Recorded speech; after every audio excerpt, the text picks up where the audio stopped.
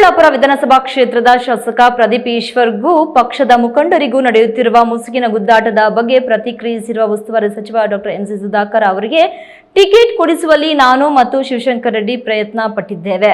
ಅವರು ಮಾತಿನ ವರಸೆ ಬದಲಾಯಿಸಿಕೊಂಡು ಮುಖಂಡರಿಗೂ ಗೌರವ ಸೂಚಿಸುವಂತೆ ಬುದ್ಧಿ ಹೇಳಿದ್ರು ಅವರ ಆಟಿಟ್ಯೂಡ್ನಲ್ಲಿ ಬದಲಾವಣೆ ಕಾಣುತ್ತಿಲ್ಲ ಎಂದು ಪ್ರತಿಕ್ರಿಯೆ ನೀಡಿದ್ದಾರೆ. ನನ್ನ ಜೊತೆಯಲ್ಲಿ ಶಿವಶಂಕರ್ ರೆಡ್ಡಿ ಅವರು ನನ್ನ ತೀರ್ಮಾನ ಜೊತೆಯಲ್ಲಿ ಅವರು ಇದ್ದರು. ನಾವಿಬ್ಬರು ಚರ್ಚೆ ಮಾಡಿ ಇದನ್ನು ನಾವು ಹೈಕಮಾಂಡ್ಗೆ ಹೇಳಿ ಪ್ರದೀಪ್ ಅವ್ರಿಗೆ ಜನನು ಆಶೀರ್ವಾದ ಮಾಡಿದ್ರು. ಹಿಂದೆ ಇದ್ದಂಥ ಮಂತ್ರಿಗಳ ಮೇಲೆ ಭಾಳಷ್ಟು ಬೇಸರ ಇದ್ದಿದ್ದರಿಂದ ಪ್ರದೀಪ್ ಅವ್ರಿಗೊಂದು ಅವಕಾಶ ಮಾಡಿಕೊಡ್ತೀವಿ. ರಾಜಕಾರಣ ವಸ್ತು ಪ್ರದೀಪ್. ನಾನು ಹಲವಾರು ಸಂದರ್ಭದಲ್ಲಿ ಪ್ರದೀಪ್ ಅವ್ರಿಗೆ ಹೇಳಿದ್ದೆ, ಸ್ವಲ್ಪ ರಾಜಕಾರಣ ಕಲಿಬೇಕು, ಸ್ವಲ್ಪ ತಾಳ್ಮೆ ಇರಬೇಕು ಅಂತ. ಇದು ಗೊಂದಲ ಪ್ರಾರಂಭದಲ್ಲೇ ಆಯಿತು. ನಾನು 2-3 ಸಭೆಗಳನ್ನು ಮಾಡಿ ಅವ್ರಿಗೆಲ್ಲರಿಗೂ ಸಮಾಧಾನ ಮಾಡಿ ಹೊಸದು ಕಲಿತಾರೆ ಮಾಡ್ತಾರೆ. ಆದರೆ ನಾನು ನಿರಂತರವಾಗಿ ಅವರಿಗೆ ಹೇಳ್ತಾ ಹೋದೆ. ಆದರೆ ಹೌದು, ಚಿಕ್ಕಬಳ್ಳಾಪುರ ವಿಧಾನಸಭಾ ಕ್ಷೇತ್ರದಲ್ಲಿ ಶಾಸಕ ಪ್ರದೀಪ್ ಈಶ್ವರ್ ಮತ್ತು ಕಾಂಗ್ರೆಸ್ ಮುಖಂಡರ ಮಧ್ಯೆ ನಡೆಯುತ್ತಿರುವ ಮುಸುಕಿನ ಗುದ್ದಾಟದ ಹೈಕಮಾಂಡ್ ಬಾಗಿಲು ತಟ್ಟಿದಂತಿದೆ. ಪ್ರದೀಪ್ ಈಶ್ವರ್ಗೆ ಟಿಕೆಟ್ ಕೊಡಿಸಿ ಗೆಲ್ಲಿಸಿದ ಉಸ್ತುವಾರಿ ಸಚಿವ ಡಾಕ್ಟರ್ ಎಂಸಿ ಸುಧಾಕರ್ ಅವರ ಬಗ್ಗೆ ಬೇಸರದ ಮಾತುಗಳನ್ನಾಡಿದ್ದಾರೆ. ಇಂದು ಚಿಂತಾಮಣಿಯಲ್ಲಿ ಮಾಧ್ಯಮ ವರದಿಗಾರರ ಪ್ರಶ್ನೆಗೆ ಉತ್ತರಿಸಿ ಪ್ರದೀಪ್ ಈಶ್ವರ್ ಮಾತಿನ ವರಸೆ ಮುಖಂಡರಿಗೆ ಬೇಸರ ತರಿಸಿರುವುದು ನಿಜ. ಅಲ್ಲಿನ ಮುಖಂಡರು ಶಾಸಕರ ನಡುವಿನ ಕದನದ ಬಗ್ಗೆ 2-3 ಬಾರಿ ಸಭೆ ನಡೆಸಿಯೂ ಪ್ರಯೋಜನವಾಗಿಲ್ಲ ಎಂದು ತಾವೇ ಬಹಿರಂಗವಾಗಿ ಹೇಳಿದ್ದಾರೆ. ಮುಖಂಡರಿಲ್ಲದೆ ಒಬ್ಬ ಶಾಸಕ ಗೆಲ್ಲುವುದು ಕಷ್ಟ. ಮುಖಂಡರಿಲ್ಲದೆ ಪಾಂಪ್ಲೆಟ್ ಕೂಡ ಹಂಚೋಕೆ ಆಗೋಲ್ಲ. ಹಾಗೆಂದು ಮುಖಂಡರುಗಳು ಕೂಡ ಹಾದಿ ಬೀದಿಯಲ್ಲಿ ಶಾಸಕರ ವಿರುದ್ಧ ಹೇಳಿಕೆ ಕೊಡೋದು ನಿಲ್ಲಿಸಬೇಕು ಎಂದು ಹೇಳಿದ್ರು. ನೋಡಿ, ಇದು ನಾನು ಹೆಚ್ಚು ಇದ್ರ ಬಗ್ಗೆ ಹೇಳಕ್ಕೆ ಹೋಗೋದಿಲ್ಲ. ಆದರೂ ಕೂಡ ನನ್ನ ಜವಾಬ್ದಾರಿ ಇದೆ. ನಾನು ಈಗ ಪ್ರದೀಪ್ ಅವರನ್ನು ಇಲ್ಲಿ ಶಾಸಕರಾಗಿ ಅಭ್ಯರ್ಥಿ ಮಾಡಬೇಕು ಅಂತಕ್ಕಂಥದ್ದು ನಾನು ಮಾಡಿದಂಥ ಪ್ರಯತ್ನ. ನನ್ನ ಜೊತೆಯಲ್ಲಿ ಶಿವಶಂಕರ್ ರೆಡ್ಡಿ ಅವರು ನನ್ನ ತೀರ್ಮಾನ ಜೊತೆಯಲ್ಲಿ ಅವರು ಇದ್ದರು. ನಾವಿಬ್ಬರು ಚರ್ಚೆ ಮಾಡಿ ಇದನ್ನು ನಾವು ಹೈಕಮಾಂಡ್ಗೆ ಹೇಳಿ ಪ್ರದೀಪ್ ಅವರಿಗೆ ಅವಕಾಶ ಕೊಡ್ತೀವಿ. ಪ್ರದೀಪ್ ಅವ್ರಿಗೆ ಜನನು ಆಶೀರ್ವಾದ ಮಾಡಿದ್ರು. ಹಿಂದೆ ಇದ್ದಂಥ ಮಂತ್ರಿಗಳ ಮೇಲೆ ಭಾಳಷ್ಟು ಬೇಸರ ಇದ್ದಿದ್ದರಿಂದ ಪ್ರದೀಪ್ ಅವ್ರಿಗೊಂದು ಅವಕಾಶ ಮಾಡಿಕೊಟ್ರು. ರಾಜಕಾರಣ ವಸ್ತು ಪ್ರದೀಪ್. ನಾನು ಹಲವಾರು ಸಂದರ್ಭದಲ್ಲಿ ಪ್ರದೀಪ್ ಅವ್ರಿಗೆ ಹೇಳಿದ್ದೆ, ಸ್ವಲ್ಪ ರಾಜಕಾರಣ ಕಲಿಬೇಕು, ಸ್ವಲ್ಪ ತಾಳ್ಮೆ ಇರಬೇಕು ಅಂತ. ಇದು ಗೊಂದಲ ಪ್ರಾರಂಭದಲ್ಲೇ ಆಯಿತು. ನಾನು 2-3 ಸಭೆಗಳನ್ನು ಮಾಡಿ ಅವ್ರಿಗೆಲ್ಲರಿಗೂ ಸಮಾಧಾನ ಮಾಡಿ ಹೊಸದು ಕಲಿತಾರೆ ಮಾಡ್ತಾರೆ ಅಂತ ಹೇಳಿದೆ. ಆದರೆ ನಾನು ನಿರಂತರವಾಗಿ ಅವರಿಗೆ ಹೇಳ್ತಾ ಹೋದೆ. ಆದರೆ ಕೆಲವು ಹೇಳಿಕೆಗಳು ಅವರು ಕೊಡುವಂಥದ್ದು ಸ್ವಲ್ಪ ಅದು ಯಾಕೆ ಆ ಥರ ಹೇಳಿಕೆ ಕೊಡ್ತಾಯಿದ್ರು ಅನ್ನೋದು ಗೊತ್ತಾಗ್ತಾ ಇರಲಿಲ್ಲ.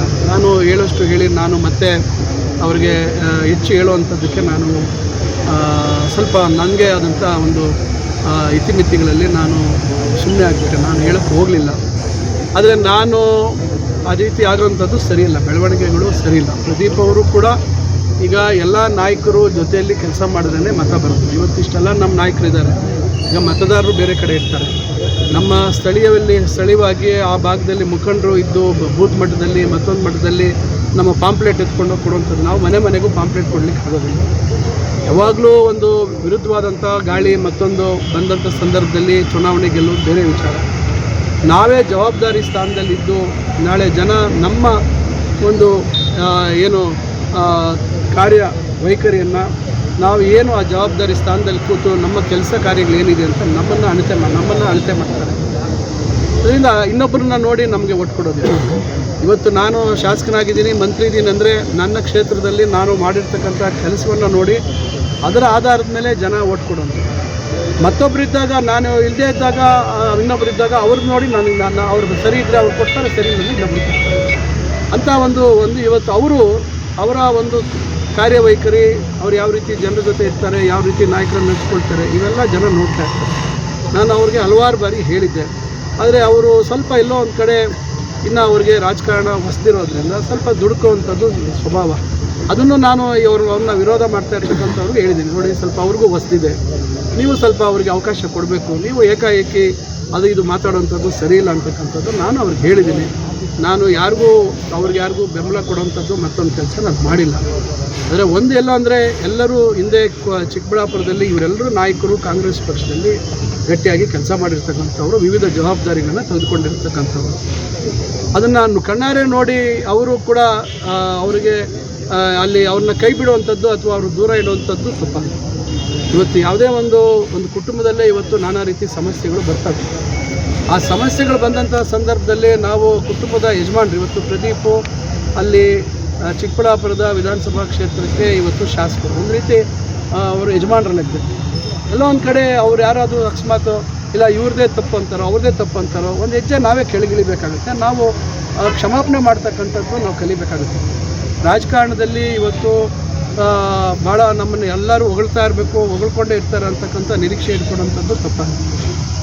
ಯಾಕೆ ಅಕಸ್ಮಾತ್ ನಮ್ಮವರೇ ನಮ್ಮ ಬಗ್ಗೆ ಮಾತಾಡಿದ್ರು, ಅಕಸ್ಮಾತ್ ಏನೋ ಗೊತ್ತಿದ್ದಿರೋನೋ ಗೊತ್ತಿದ್ದೋ ಮಾತಾಡಿದ್ರು, ನಾವು ಒಂದು ವಿಶಾಲ ಮನೋಭಾವ ಇರಬೇಕು, ನಾವು ಕ್ಷಮಾಪಣೆ ಮಾಡುವಂಥದ್ದು ಇರಬೇಕು. ಬಹುಶಃ ಅದು ಪ್ರದೀಪ್ ಅವರು ಸ್ವಲ್ಪ ಅಳವಡಿಸ್ಕೊಂಡ್ರೆ ಒಳ್ಳೆಯದು. ಯಾಕೆಂದರೆ ಸುಮ್ಮನೆ ನಾವು ಅವ್ರು ಯಾರೋ ಹೇಳಿಕೆ ಕೊಟ್ಟರು ಅಂತ ಅವ್ರನ್ನ ಮತ್ತಷ್ಟು ದ್ವೇಷ ಮಾಡುವಂಥದ್ದು, ಮತ್ತೊಂದು ಮಾಡೋದು ಬಹುಶಃ ರಾಜಕಾರಣದಲ್ಲಿ ಅದು ನಡೆಯೋದಿಲ್ಲ.